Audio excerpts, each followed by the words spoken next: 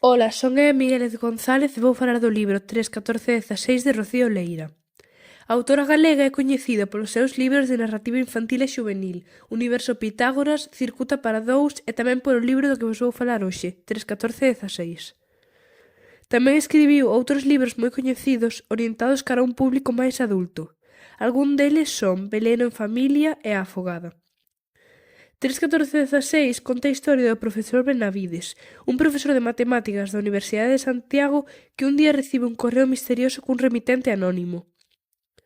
No asunto do correo aparece a palabra xogamos, que incita a Benavides a resolver os crimes que están ocorrendo na Facultade de Matemáticas e descubrir así quen é o asasino.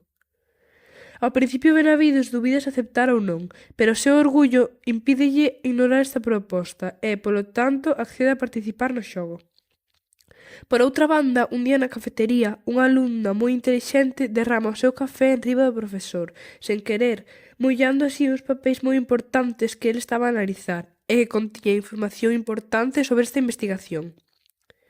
Ao principio Benavides fálalle mal e enfádase moito, pero logo decide desculparse e cóntalle todo o que lle ten sucedido dende que chegou ese misterioso correo. Silvia, que é o nome desta alumna, acepta axudalo a resolver os crimes xuntos e, a partir de aí, ambos se mergullan nun misterio que non lles será doado resolver. Conseguirá Benavides, coa axuda desta intelixente alumna, resolver os crimes e atopar o asasino? Se queres sabelo, deberás ler o libro, xa que eu non che vou contar. Se tivera que elixir un persoaxe favorito, sen dúbida sería Silvia, debido á súa increíble intelixencia e decisión, xa que non se rende ata conseguir o que quere, a pesar de que iso leve a facer cousas ás veces un pouco malas.